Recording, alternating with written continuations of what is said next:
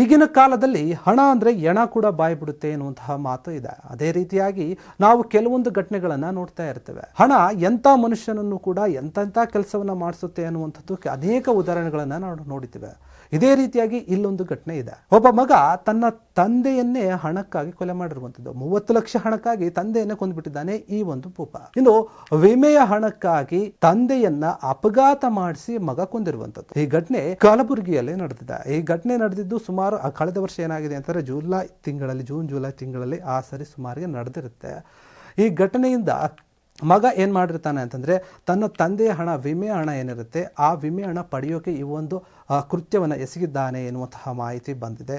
ಈ ಒಂದು ಘಟನೆ ನಡೆದು ಸುಮಾರು ತಿಂಗಳಾಗಿ ಈಗ ಪೊಲೀಸರು ಎಲ್ಲ ಆಯಾಮದಲ್ಲಿ ತನಿಖೆಯನ್ನು ಮಾಡ್ತಾರೆ. ಈ ಅಪಘಾತ ನಡೆಯೋಕ್ಕೆ ಕಾರಣ ಏನು ಎನ್ನುವಂಥ ಆ ವಿಷಯವನ್ನು ಇವರು ಕೆದಕಿ ನೋಡಿದಾಗ ಏನಾಗುತ್ತೆ ಅಂತಂದರೆ ಆ ಒಂದು ಘಟನೆ ನಡೆದಿರುವಂಥದ್ದು ಮಾಡಬೋಳ ಠಾಣಾ ವ್ಯಾಪ್ತಿ, ಅಂದರೆ ಕಲಬುರಗಿಯ ಮಾಡಬೋಳ ಠಾಣಾ ವ್ಯಾಪ್ತಿಯ ಬೆನ್ನೂರು ಬಿ ಕ್ರಾಸ್ ಕಮನ್ ಹತ್ತಿರ ಈ ಒಂದು ಅಪಘಾತ ನಡೆದಿರುತ್ತೆ. ಆ ಅಪಘಾತ ನಡೆದಂತಹ ಸಂದರ್ಭದಲ್ಲಿ ಆ ಒಂದು ಸ್ಥಳದಲ್ಲಿ ಮಗ ಕೂಡ ಇರ್ತಾನೆ. ತಂದೆಯನ್ನು ಈತೆ ಕರೆದುಕೊಂಡು ಹೋಗಿರ್ತಾನೆ ಒಂದು ಸ್ಕೂಟಿಯಲ್ಲಿ. ಏನಂತಂದರೆ ಯಾವುದೋ ಒಂದು ವಿಚಾರವಾಗಿ ಹೊರಗಡೆ ಹೋಗಬೇಕು, ಇನ್ನು ಒಂದು ಏನೋ ದುಡ್ಡು ಇಸ್ಕೋಬೇಕು ಎನ್ನುವಂತಹ ವಿಚಾರದಲ್ಲಿ ಆ ತಂದೆಯನ್ನು ಕರೆದುಕೊಂಡು ಹೋಗಿರ್ತಾನೆ. ಬರುವಂತಹ ಸಂದರ್ಭದಲ್ಲಿ ರಸ್ತೆಯಲ್ಲಿ ಸ್ಕೂಟಿಯನ್ನು ನಿಲ್ಲಿಸಿ ಇದು ಯಾವುದೋ ಒಂದು ಫೋನ್ ಬಂತಂತ ಹೋಗ್ತಾನೆ.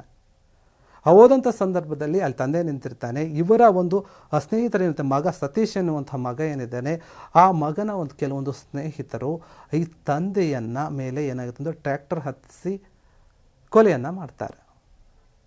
ಈ ಕೊಲೆ ಆದ ನಂತರ ಅಲ್ಲೇ ಇದ್ದಂತಹ ಮಗ ಆ ಸ್ನೇಹಿತರ ಜೊತೆ ಸೇರಿ ಆತ ಕಲ್ಲಿಂದ ಒಡಿಸ್ಕೊಳ್ತಾನಂತೆ.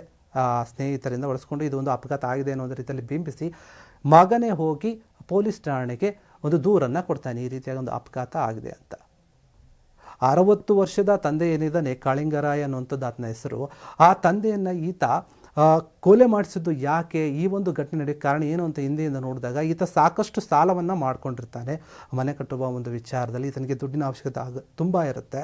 ಈತ ಒಂದು ಚಿಕ್ಕದಾದ ಒಂದು ಹೋಟೆಲ್ ಕೂಡ ನಡೆಸ್ತಾ ಇರ್ತಾನೆ. ದುಡ್ಡಿನ ಅವಶ್ಯಕತೆ ಜಾಸ್ತಿ ಇದ್ದಾಗ ಈತ ಕೆಲವರನ್ನ ಸಲಹೆ ಕೇಳ್ತಾನೆ. ಈತನ ಫ್ರೆಂಡ್ಸ್ ಹೇಳ್ತಾರೆ ಇಂತಹ ಒಂದು ಕೆಲಸವನ್ನು ಮಾಡು ನಿನಗೆ ದುಡ್ಡು ಸಿಗುತ್ತೆ ಅಂತ. ಅದೇನಂತಂದರೆ ಅವರ ತಂದೆಯನ್ನು ಸಾಯಿಸೋದು. ಅವರ ತಂದೆಯ ಹೆಸರ ಮೇಲೆ ವಿಮೆಯನ್ನು ಮಾಡಿಸ್ತಾನೆ. 30 ಲಕ್ಷದ ಒಂದು ವಿಮೆಯನ್ನು ಮಾಡಿಸಿ ನಂತರ ಆತನನ್ನು ಸಾಯಿಸಿದ್ರೆ ಆ ವಿಮೆ ಹಣ ಎಲ್ಲ ನಿನಗೆ ಬರುತ್ತೆ. ಈಗ ಇನ್ಶೂರೆನ್ಸ್ ಎಲ್ಲ ಮಾಡಿಸಿರ್ತಾರೆ. ಇನ್ಶೂರೆನ್ಸ್ ಮಾಡಿಸಿದಾಗ ಅಮೌಂಟ್ ಏನು ಬರುತ್ತಲ್ಲ ಆ ಅಮೌಂಟನ್ನು ತೆಗೆದುಕೊಳ್ಬೋದು ಅನ್ನುವಂತಹ ಒಂದು ವಿಷಯನ ಆತನ ಒಂದು ಸ್ನೇಹಿತರು ಹೇಳ್ತಾರೆ.